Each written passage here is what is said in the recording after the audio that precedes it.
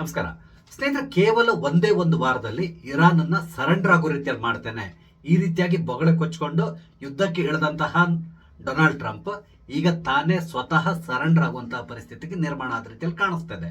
ನೀವು ಈಗಾಗಲೇ ನೋಡಿರ್ತೀರಾ, ಅವ್ರು ಇತ್ತೀಚೆಗೆ ಕೊಡ್ತಾ ಇರುವಂತಹ ಕೆಲವೊಂದು ಹೇಳಿಕೆಗಳು, ಅವ್ರು ಆಡ್ತಾ ಇರುವಂತಹ ಮಾತು, ಇದೆಲ್ಲದನ್ನು ನೋಡಿದಾಗ ಡೊನಾಲ್ಡ್ ಟ್ರಂಪ್ ಸಂಪೂರ್ಣವಾಗಿ ಹೈರಾಣ ಆದ ರೀತಿಯಲ್ಲಿ ಕಾಣಿಸ್ತಾ ಇದೆ.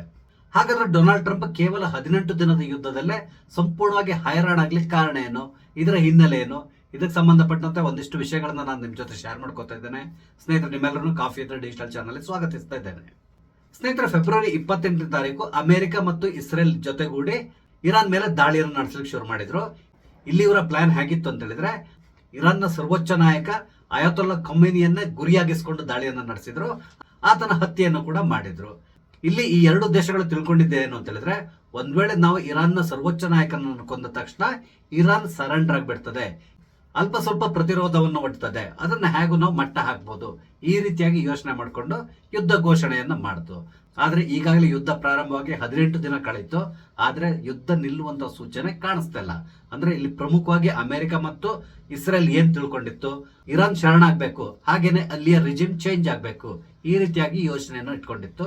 ಆದ್ರೆ ಅವರ ಯೋಜನೆ ಎಲ್ಲವೂ ಕೂಡ ಇಲ್ಲಿ ವಿಫಲ ಆಗ್ತಾ ಇರೋ ರೀತಿಯಲ್ಲಿ ಕಾಣಿಸ್ತಾ ಇದೆ. ಈಗಾಗಲೇ ಅಮೆರಿಕದಲ್ಲಿ ಕೂಡ ಟ್ರಂಪ್ ವಿರುದ್ಧವಾಗಿ ಹಲವಾರು ಹೇಳಿಕೆಗಳು ಬರ್ತಾ ಇದೆ.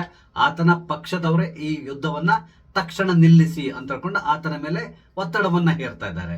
ನಿನ್ನೆಷ್ಟೇ ಡೊನಾಲ್ಡ್ ಟ್ರಂಪ್ಗೆ ಅತ್ಯಂತ ಆತ್ಮೀಯರಾದಂತಹ ಅಲ್ಲಿಯ ಭಯೋತ್ಪಾದಕ ನಿಗ್ರಹ ದಳದ ಮುಖ್ಯಸ್ಥನಾದಂತಹ ಕೆಂಟ್ ಅವರು ಕೂಡ ರಾಜೀನಾಮೆಯನ್ನು ಕೊಟ್ಟಿದ್ದಾರೆ.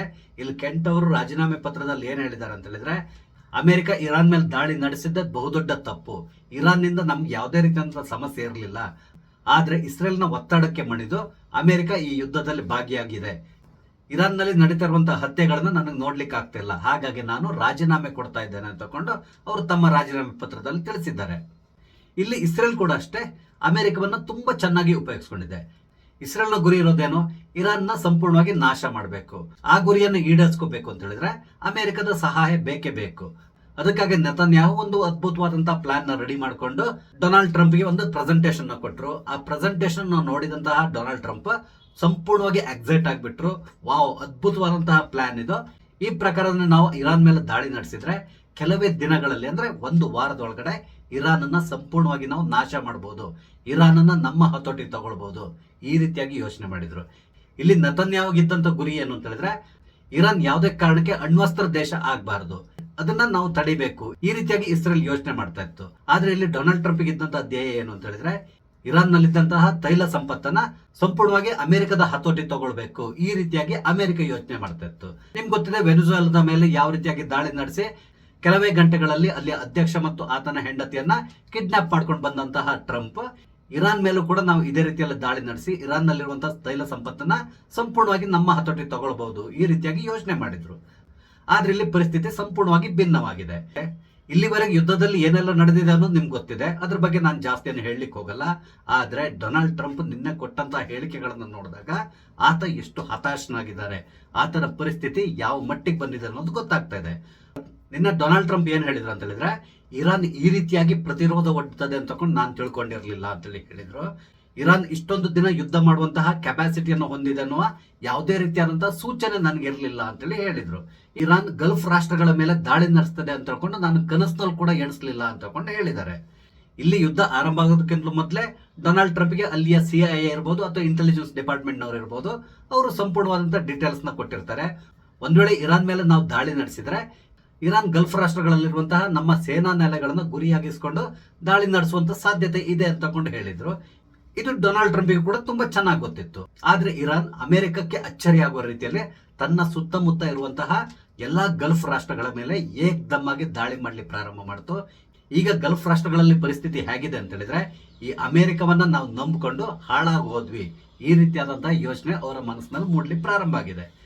ಇಲ್ಲಿವರೆಗೂ ಕೂಡ ಅಷ್ಟೇ ಈ ಅರಬ್ರು ಏನ್ ತಿಳ್ಕೊಂಡಿದ್ರು ಅಂತ ಹೇಳಿದ್ರೆ, ನಮ್ಮನ್ನ ರಕ್ಷಣೆ ಮಾಡ್ಲಿಕ್ಕಾಗಿ ಅಮೆರಿಕ ಇದೆ, ನಮ್ಗೆ ಯಾವುದೇ ರೀತಿಯಾದಂತಹ ಸಮಸ್ಯೆ ಇಲ್ಲ, ಒಂದೇ ಒಂದು ಮಿಸೈಲ್ ಕೂಡ ನಮ್ಮ ದೇಶದೊಳಗಡೆ ಬರ್ಲಿಕ್ಕೆ ಅಮೆರಿಕದ ಏರ್ ಡಿಫೆನ್ಸ್ ಸಿಸ್ಟಮ್ ಬಿಡೋದಿಲ್ಲ, ಈ ರೀತಿಯಾಗಿ ಯೋಚನೆ ಮಾಡಿದ್ರು. ಆದ್ರೆ ಪ್ರತಿದಿನ ಇರಾನ್ ಈ ಅರಬ್ಬರು ನಿದ್ದೆ ಮಾಡದ ರೀತಿಯಲ್ಲಿ ದಾಳಿಗಳನ್ನು ನಡೆಸ್ತಾ ಇದೆ. ಇದರಿಂದಾಗಿ ಈಗ ಅರಬ್ಬರು ನಿದ್ದೆ ಇಲ್ಲದ ರಾತ್ರಿಗಳನ್ನ ಕಳೀತಾ ಇದ್ದಾರೆ. ಯಾವಾಗ ಇರಾನ್ ಸ್ಟ್ರೈಟ್ ಆಫ್ ಹಾರ್ಮೋಸ್ ಅನ್ನ ಕ್ಲೋಸ್ ಮಾಡ್ಕೊಂಡು ಕೂತ್ಕೊಳ್ತೋ ಆಗ ಇಡೀ ವಿಶ್ವದಲ್ಲಿ ತೈಲಕ್ಕಾಗಿ ಹಾಹಾಕಾರ ಪ್ರಾರಂಭ ಆಯಿತು. ಆಗ ಡೊನಾಲ್ಡ್ ಟ್ರಂಪ್ಗೆ ಈ ಯುದ್ಧದ ತೀವ್ರತೆ ಏನು ಅನ್ನೋದು ಅರ್ಥ ಆಗ್ಲಿಕ್ಕೆ ಪ್ರಾರಂಭ ಆಯಿತು. ಈ ಡೊನಾಲ್ಡ್ ಟ್ರಂಪ್ ಒಂದ್ ರೀತಿ ಹುಂಬ, ನಿಮ್ಗೆ ಗೊತ್ತಿರುವಂತದ್ದೇ. ಆತ ಮುಂದಿನ ದಿನಗಳಲ್ಲಿ ಹೀಗೆಲ್ಲ ಆಗ್ತದೆ ಅಂತಕೊಂಡು ಯೋಚನೆ ಮಾಡ್ಲಿಕ್ಕೆ ಹೋಗಿಲ್ಲ ಅನ್ಸ್ತದೆ. ಯಾವುದೇ ಕಾರಣಕ್ಕೆ ಇರಾನ್ ತೈಲದ ಸರಬರಾಜಿಗೆ ಯಾವುದೇ ರೀತಿಯಾದ ಸಮಸ್ಯೆ ಉಂಟು ಮಾಡ್ಲಿಕ್ಕಿಲ್ಲ ಅಂತ ಆತ ತಿಳ್ಕೊಂಡಿದ್ದ ಅನ್ಸ್ತದೆ. ಆದ್ರೆ ಇರಾನ್ ಸ್ಟ್ರೈಟ್ ಆಫ್ ಹಾರ್ಮೋಸ್ ಅನ್ನ ಕ್ಲೋಸ್ ಮಾಡ್ಕೊಂಡು ಕೂತ್ಕೊಳ್ತು. ಅದರಿಂದಾಗಿ ಇಡೀ ವಿಶ್ವದಲ್ಲಿ ಈಗ ತೈಲಕ್ಕಾಗಿ ಹಾಹಾಕಾರ ಪ್ರಾರಂಭ ಆಗಿದೆ. ಇದರಿಂದಾಗಿ ಅಮೆರಿಕದ ಮೇಲೆ ಒತ್ತಡ ಜಾಸ್ತಿ ಆಗ್ಲಿ ಶುರುವಾಗಿದೆ. ಆದ್ರಿಂದ ಟ್ರಂಪ್ ಈಗ ಏನ್ ಯೋಚನೆ ಮಾಡ್ತಾ ಇದ್ದಾರೆ ಅಂತ ಹೇಳಿದ್ರೆ, ಸ್ಟ್ರೈಟ್ ಆಫ್ ಹಾರ್ಮೋಸ್ ಅನ್ನ ತಮ್ಮ ತೆಕ್ಕೆ ತಗೊಳ್ಬೇಕು ಅಥವಾ ತಮ್ಮ ಹತೋಟಿ ತಗೊಳ್ಬೇಕು, ಈ ರೀತಿಯಾಗಿ ಯೋಚನೆ ಮಾಡ್ಲಿಕ್ಕೆ ಶುರು ಮಾಡಿದ್ರು. ಅದಕ್ಕಾಗಿ ಅವರು ಬೇರೆ ಬೇರೆ ದೇಶಗಳ ಸಹಾಯವನ್ನ ಯಾಚಿಸ್ಲಿಕ್ಕೆ ಪ್ರಾರಂಭ ಮಾಡಿದ್ರು. ನಿಮ್ಗೆ ಗೊತ್ತಿರಬಹುದು ಅವರು ಯಾವ್ಯಾವ ದೇಶಗಳ ಕದ ತಟ್ತಾ ಇದ್ದಾರೆ ಅಂತಕೊಂಡು. ಈಗಾಗಲೇ ಇಂಗ್ಲೆಂಡ್ ಅನ್ನ ಕೇಳಿದ್ದಾರೆ, ಆದ್ರೆ ಇಂಗ್ಲೆಂಡ್ ಈ ಯುದ್ಧದಲ್ಲಿ ನಾವು ಭಾಗಿ ಆಗೋದಿಲ್ಲ ಅಂತ ಹೇಳಿದ್ರು. ಹಾಗೇನೆ ಚೀನಾವನ್ನ ಕೂಡ ರಿಕ್ವೆಸ್ಟ್ ಮಾಡ್ಕೊಂಡಿದ್ರು. ನೋಡಿ, ಸ್ಟ್ರೈಟ್ ಆಫ್ ಹಾರ್ಮೋಸ್ ಅನ್ನ ನಾವು ಹತೋಟಿ ತಗೋಬೇಕು ಅಂತ ಹೇಳಿದ್ರೆ ನೀವು ಇದರಲ್ಲಿ ಭಾಗಿ ಆಗ್ಬೇಕು ಅಂತ ಹೇಳಿದ್ರು. ಆದ್ರೆ ಚೀನಾ ಇರಾನ್ನ ಆತ್ಮೀಯ ದೇಶ, ಹಾಗಾಗಿ ಚೀನಾ ನಾವು ಇದಕ್ಕೆ ತಲೆ ಹಾಕೋದಿಲ್ಲ ಅಂತ ಹೇಳ್ತು. ನಂತರ ನ್ಯಾಟೋವನ್ನು ಕೂಡ ಕೇಳಿದ್ರು. ನ್ಯಾಟೋ ಕೂಡ ನಮ್ಗೆ ಇದಕ್ಕೂ ಸಂಬಂಧ ಇಲ್ಲ ಅಂತೇಳಿ ಹೇಳ್ತು. ಈಗ ಡೊನಾಲ್ಡ್ ಟ್ರಂಪ್ ನ್ಯಾಟೋದವರಿಗೆ ಎಚ್ಚರಿಕೆಯನ್ನ ಕೊಡ್ತಾ ಇದ್ದಾರೆ, ನೀವು ಈ ರೀತಿ ಮಾಡೋದ್ರಿಂದ ಮುಂದಿನ ದಿನಗಳಲ್ಲಿ ನಿಮ್ಗೆ ಅತ್ಯಂತ ಸಂಕಟಮಯ ದಿನಗಳು ಎದುರಾಗ್ತದೆ ಅಂತಕೊಂಡು ಹೇಳಿದ್ದಾರೆ. ಹಾಗೇನೆ ಜಪಾನ್ನ ಕೇಳಿದ್ದಾರೆ. ಜಪಾನ್ ಕೂಡ ನಾನು ಈ ಯುದ್ಧದಲ್ಲಿ ಭಾಗಿ ಆಗೋದಿಲ್ಲ ಅಂತ ಹೇಳ್ತು. ಕೊನೆಗೆ ಸೌತ್ ಕೊರಿಯಾದವ್ರನ್ನ ಕೇಳಿದ್ರು. ಸೌತ್ ಕೊರಿಯಾ ಏನ್ ಹೇಳ್ತು ಅಂತ ಹೇಳಿದ್ರೆ, ಒಂದ್ ವೇಳೆ ನಾವು ಯುದ್ಧದಲ್ಲಿ ಭಾಗಿ ಆಗ್ಬೇಕು ಅಂತ ಹೇಳಿದ್ರೆ ಅದಕ್ಕೆ ನಾವು ಪರ್ಮಿಷನ್ ನ ಪಾರ್ಲಿಮೆಂಟ್ ನಲ್ಲಿ ತಗೊಳ್ಬೇಕಾಗ್ತದೆ. ಪಾರ್ಲಿಮೆಂಟ್ ನಲ್ಲಿ ಒಂದ್ ವೇಳೆ ನಮ್ಗೆ ಏನಾದ್ರು ಪರ್ಮಿಷನ್ ಸಿಕ್ಕಿದ್ರೆ ಖಂಡಿತವಾಗಿ ನಾವು ನಿಮ್ ಜೊತೆ ನಿಲ್ತೇವೆ, ಈ ರೀತಿಯಾದಂತಹ ಹೇಳಿಕೆಯನ್ನ ಅಲ್ಲಿಯ ಅಧ್ಯಕ್ಷ ಕೊಟ್ಟಿದ್ದಾನೆ. ಇದ್ರ ಜೊತೆ ಬಹಳಷ್ಟು ದೇಶದ ಪ್ರಧಾನಮಂತ್ರಿಗಳಿರ್ಬೋದು ಅಥವಾ ಅಧ್ಯಕ್ಷರು ಇರ್ಬೋದು, ಅವರು ಕೂಡ ಪದೇ ಪದೇ ಹೇಳಿಕೆಗಳನ್ನ ಕೊಡ್ತಾ ಇದ್ದಾರೆ. ಅಮೆರಿಕ ಇಲ್ಲಿ ತಪ್ಪು ಮಾಡ್ತಾ ಇದೆ, ನಾವು ಯಾರು ಕೂಡ ಈ ಯುದ್ಧದಲ್ಲಿ ಭಾಗಿ ಆಗೋದಿಲ್ಲ ಅಂತಕೊಂಡು ಹೇಳಿದ್ದಾರೆ. ಡೊನಾಲ್ಡ್ ಟ್ರಂಪ್ ಅವರ ಗಾಯಕ್ಕೆ ಉಪ್ಪು ಸವರುವ ರೀತಿಯಲ್ಲೇ ನಿನ್ನೆ ಜರ್ಮನಿಯ ಡಿಫೆನ್ಸ್ ಮಿನಿಸ್ಟರ್ ಒಂದು ಹೇಳಿಕೆಯನ್ನು ಕೊಟ್ಟಿದ್ದಾರೆ. ಅವ್ರು ಏನ್ ಹೇಳಿದ್ರು ಅಂತ ಹೇಳಿದ್ರೆ, ಇರಾನ್ ಮತ್ತು ಅಮೆರಿಕದ ನಡುವೆ ನಡೀತಾ ಇರುವಂತಹ ಯುದ್ಧದಲ್ಲಿ ನಾವು ಭಾಗಿಯಾಗೋದಿಲ್ಲ, ಇದಕ್ಕೂ ನಮಗೂ ಸಂಬಂಧ ಇಲ್ಲ. ಅಮೆರಿಕ ಈ ಯುದ್ಧವನ್ನ ಪ್ರಾರಂಭ ಮಾಡೋದಕ್ಕಿಂತ ಮೊದಲು ನಮ್ಮ ಹತ್ರ ಯಾವುದೇ ರೀತಿಯಾದಂತಹ ಚರ್ಚೆಯನ್ನು ನಡೆಸಲಿಲ್ಲ. ಅವರು ಏಕಾಏಕಿ ಈ ರೀತಿಯಾದ ಯುದ್ಧವನ್ನ ಪ್ರಾರಂಭ ಮಾಡಿದ್ದಾರೆ. ಇದು ಅವರ ಯುದ್ಧ, ಅವರೇ ನೋಡ್ಕೊಳ್ಳಿ. ನ್ಯಾಟೋಗೂ ಇದಕ್ಕೂ ಸಂಬಂಧ ಇಲ್ಲ. ನ್ಯಾಟೋ ಆ ಭಾಗಕ್ಕೆ ಕಾಲಿಡೋದೇ ಇಲ್ಲ. ನ್ಯಾಟೋ ದೇಶಗಳಿಗೆ ಅದರದ್ದೇ ಆದಂತಹ ಕೆಲವೊಂದು ಕರ್ತವ್ಯಗಳಿದೆ. ಹಾಗಾಗಿ ನಾವು ಅದ್ರ ಬಗ್ಗೆ ಮಾತ್ರ ಕಾನ್ಸಂಟ್ರೇಟ್ ಮಾಡ್ತೀವಿ ಹೊರತು ಈ ಇರಾನ್ ಯುದ್ಧದಲ್ಲಿ ನಾವು ಭಾಗಿಯಾಗೋದಿಲ್ಲ. ಅಮೆರಿಕ ಪ್ರಾರಂಭ ಮಾಡಿಸಿರುವಂತಹ ಯುದ್ಧವನ್ನ ಅಮೆರಿಕವೇ ಮುಗಿಸ್ಲಿ, ನಮ್ಗೂ ಅದಕ್ಕೂ ಸಂಬಂಧ ಇಲ್ಲ ಅಂತೇಳಿ ಹೇಳಿ ಅವರು ಕೂಡ ಕೈ ತೊಳ್ಕೊಂಡಿದ್ದಾರೆ. ಆದ್ರೆ ಡೊನಾಲ್ಡ್ ಟ್ರಂಪ್ ತನ್ನ ಪ್ರಯತ್ನವನ್ನ ಇನ್ನೂ ಕೈ ಬಿಟ್ಟಿಲ್ಲ. ಅಂದ್ರೆ ಬೇರೆ ಬೇರೆ ದೇಶಗಳನ್ನ ರಿಕ್ವೆಸ್ಟ್ ಮಾಡ್ಕೊಂತ ಇರುವಂತಹದ್ದನ್ನ ಅವ್ರು ಕಂಟಿನ್ಯೂ ಮಾಡ್ಕೊಂಡು ಹೋಗ್ತಾ ಇದ್ದಾರೆ. ಇಲ್ಲಿ ಅಮೆರಿಕದ ಪರಿಸ್ಥಿತಿಯನ್ನು ನೋಡಿದ್ರೆ ಪಾಕಿಸ್ತಾನದ ಪರಿಸ್ಥಿತಿಯೇ ನೆನಪಾಗ್ತಾ ಇದೆ. ನಿಮ್ಗೆ ಗೊತ್ತಿದೆ, ಪಾಕಿಸ್ತಾನ ಸಾಮಾನ್ಯವಾಗಿ ಬೇರೆ ಬೇರೆ ದೇಶಗಳಿಗೆ ಹೋಗಿ ಭಿಕ್ಷೆಯನ್ನ ಬಿಡ್ತದೆ. ಒಂದ್ ಸ್ವಲ್ಪ ಆದ್ರೂ ದುಡ್ಡು ಕೊಡಿ ನಮ್ಗೆ, ನಮ್ಮ ದೇಶವನ್ನ ನಡೆಸ್ಲಿಕ್ಕೆ ಕಷ್ಟ ಆಗ್ತಾ ಇದೆ, ನಾವು ಕೂಡ ಮುಸಲ್ಮಾನರು, ಕುಚ್ ದೇದೋ ಬಾಬಾ, ಈ ರೀತಿಯಾಗಿ ಅವರು ಬಹಳಷ್ಟು ಮುಸ್ಲಿಂ ರಾಷ್ಟ್ರಗಳನ್ನ ಬೇಡ್ತಾನೆ ಇರ್ತಾರೆ. ಇಲ್ಲಿ ಅಮೆರಿಕದ ಅಧ್ಯಕ್ಷ ಡೊನಾಲ್ಡ್ ಟ್ರಂಪ್ ಬೇರೆ ಬೇರೆ ದೇಶಗಳನ್ನ ನಮ್ಗೆ ಸಹಾಯ ಮಾಡಿ, ನಿಮ್ಮ ಮಿಲಿಟರಿಯನ್ನ ಕಳಿಸ್ಕೊಡಿ, ನಿಮ್ಮ ವಾರ್ಶಿಪ್ ಗಳನ್ನ ಕಳಿಸ್ಕೊಡಿ, ನಿಮ್ಮ ಫೈಟರ್ ಜೆಟ್ ಗಳನ್ನ ಕಳಿಸ್ಕೊಡಿ, ಇರಾನ್ ಅನ್ನು ಸೋಲಿಸಲಿಕ್ಕೆ ದಯವಿಟ್ಟು ನಮ್ ಸಹಾಯ ಮಾಡಿ, ಈ ರೀತಿಯಾಗಿ ಅವರು ಗೋಗರಿತಾ ಇದ್ದಾರೆ. ಆದ್ರೆ ಸದ್ಯಕ್ಕೆ ಡೊನಾಲ್ಡ್ ಟ್ರಂಪ್ ಅವರ ಈ ರೋದನ ಏನಿದೆ, ಇದು ಅರಣ್ಯ ರೋದನ ತರ ಕಾಣಿಸ್ತಾ ಇದೆ. ನಿಸ್ಸಂಶಯವಾಗಿ ಇಲ್ಲಿ ಅಮೆರಿಕ ಮೇಲುಗೈಯನ್ನು ಸಾಧಿಸಿದೆ. ಆದ್ರೆ ಡೊನಾಲ್ಡ್ ಟ್ರಂಪ್ ಅವರ ನಡವಳಿಕೆಯನ್ನು ನೋಡಿದ್ರೆ ಈಗಾಗಲೇ ಅವರು ಸರೆಂಡರ್ ಆದ ರೀತಿಯಲ್ಲಿ ಕಾಣಿಸ್ತಾ ಇದ್ದಾರೆ. ಒಂದ್ ವೇಳೆ ಈ ಯುದ್ಧ ಇನ್ನೂ 1 ತಿಂಗಳು ಕಂಟಿನ್ಯೂ ಆದ್ರೆ ಖಂಡಿತವಾಗಿಯೂ ಅಮೆರಿಕದಲ್ಲಿ ಡೊನಾಲ್ಡ್ ಟ್ರಂಪ್ ವಿರುದ್ಧವಾಗಿ ಬಹಳಷ್ಟು ಪ್ರತಿಭಟನೆಗಳು ಪ್ರಾರಂಭ ಆಗುವಂತ ಸಾಧ್ಯತೆ ಇದೆ. ಯಾಕೆ ಒಂದ್ ರೀತಿ ಡೊನಾಲ್ಡ್ ಟ್ರಂಪ್ ಅನ್ನು ನೋಡಿದ್ರೆ ತುಂಬಾ ಬೇಸರ ಆಗ್ತದೆ. ಇಡೀ ಪ್ರಪಂಚಕ್ಕೆ ನಾನೇ ಸಿಇಒ ಅಂತ ಹೇಳ್ಕೊಂಡು ತಿರುಗ್ತಾ ಇರುವಂತ ಡೊನಾಲ್ಡ್ ಟ್ರಂಪ್ ಈಗ ಇಡೀ ವಿಶ್ವವನ್ನ ಬೇಡುವಂತ ಪರಿಸ್ಥಿತಿ ನಿರ್ಮಾಣ ಆಗಿದೆ. ಇದೊಂದು ರೀತಿ ವಿಪರ್ಯಾಸ ಅನಿಸ್ತದೆ.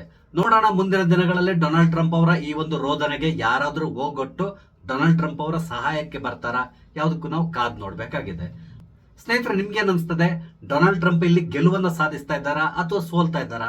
ನಿಮ್ಮ ಅನಿಸಿಕೆಗಳನ್ನ ದಯವಿಟ್ಟು ಕಮೆಂಟ್ ಮುಖಾಂತರ ತಿಳಿಸಿ. ಹಾಗೇನೆ ನಾನು ಹಂಚ್ಕೊಂಡಂತ ವಿಷಯ ಇಷ್ಟ ಆದ್ರೆ ಲೈಕ್ ಮಾಡಿ, ಶೇರ್ ಮಾಡಿ, ದಯವಿಟ್ಟು ನನ್ನ ಚಾನಲ್ ಸಬ್ಸ್ಕ್ರೈಬ್ ಮಾಡಿ. ನಮಸ್ತೆ, ಜೈ ಹಿಂದ್.